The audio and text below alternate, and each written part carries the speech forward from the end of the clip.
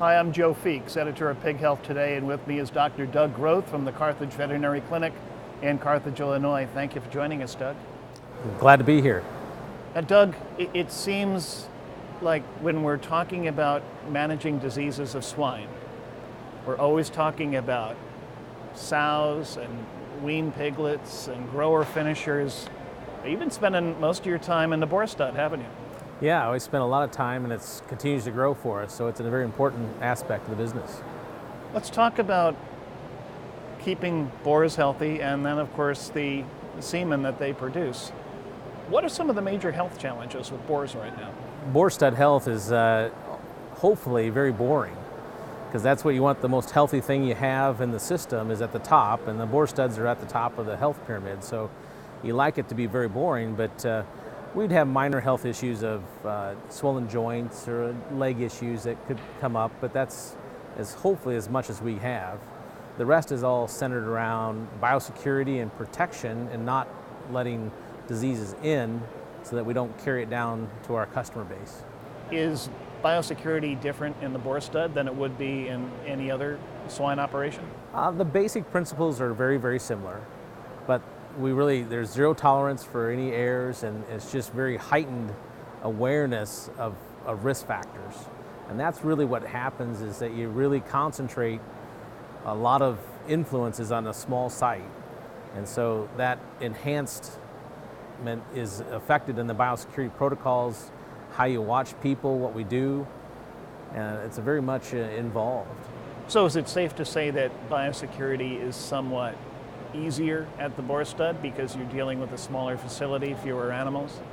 On site, it's smaller, staff's smaller, of course, than the big sow farms, but it does reach out further because you also you collect the semen and package it, but then you have to transport it to all your different customer base. So as you walk through this, it does expand out the biosecurity of what has to be looked at, because you are touching a lot of different people multiple times per week. And with biosecurity, there's always that human element. People making mistakes or forgetting a standard operating procedure, or just thinking that one last trip back in isn't going to make a difference. What do you have to do with your people at the Boar Stud to make sure that they're following protocol? So it's lots of training, making sure I'm there very often and remind them of little things of why we do things. Because health is boring there, so they don't have a lot of challenges and understand how pigs get sick very often. I have to help relay that story to them and understand the impact of a health break for other people. And so understanding that the costliness of a health break, it really is impactful to them. And so that's part of what I have to do, is help make sure they're empowered to understand why it's important. And is all the semen tested before it's shipped? So most of our testing is all done on serum, so we collect serum as we collect boars. It's been tested that it's more sensitive than testing the semen. So we'll find an early infection of PRRS, for instance, in the blood before it actually shows up in semen. So there's a little time delay, so we actually test the most sensitive things we can. And so part of that is ongoing learning how to monitor for detection, purposes of what we can find as early as possible. Once a semen leaves a Boar Stud, what sort of biosecurity do you have to follow that to the farm?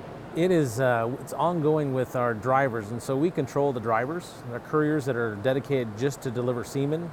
Up to 5 days a week we deliver semen, and so we review with them on a 6-month basis of procedures. So wearing gloves to get out of your vehicle, wearing plastic booties, wiping down coolers, making sure we don't drop semen inside a barn that could be dirty and you're still going to other stops. So having off-site drops, all part of the biosecurity, and even washing vehicles every day.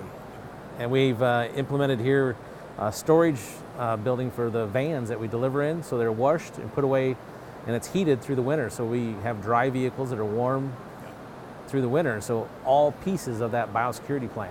What do producers who are taking delivery of the semen need to do to ensure optimum biosecurity?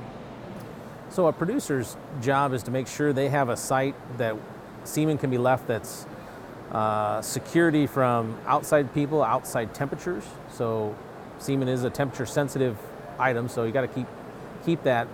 But so protect them and others is that off-site drop is very important, so that they don't bring people, they want everybody else to have an off-site drop too, so we don't potentially drag something one farm to another in a normal delivery route.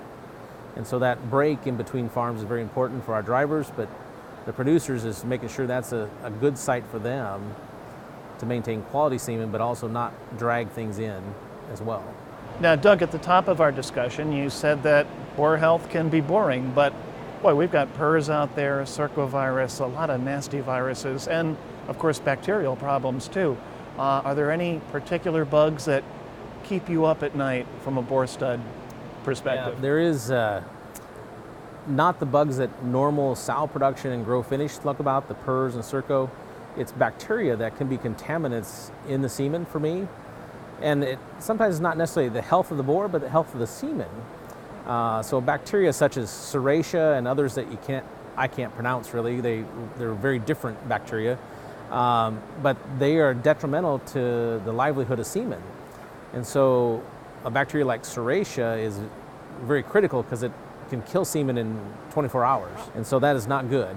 And so how do you go about protecting the stud against that? It's hard to define it. You got to figure out if the lab itself is contaminated. Usually the bacteria is sourced out of the barn, but there can be some bacteria that are just lab contaminants.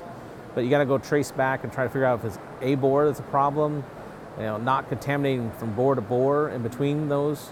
So that break between the boars is important, of changing gloves and that technique and stuff. And so very few treatments can actually treat that in the semen very well in the boar. So it's all about the biosecurity and keeping it clean and identifying and potentially eliminating a carrier. Are there any new projects that you're working on as far as boar health management is concerned? Small projects that we're working on is just continuing to look at boar lameness. We promote a lot of fast-growing boars that have maybe joints that aren't perfect because they're growing quickly, and trying to expound upon how do we make a great environment for that and prevent injuries or prevent issues to show up like that. And so it's a minor project that we're working on the side. It's not a huge problem, but it's our number one. And is it a product of the flooring in the boar stud, or is it the size of a genetic component? I would say there's probably some genetics to it based on how fast we grow. And that's one of the problems with some of the pigs is that, we grow so fast, they don't calcify joints very as well as others. And so you have some of those inherent issues that a pig has.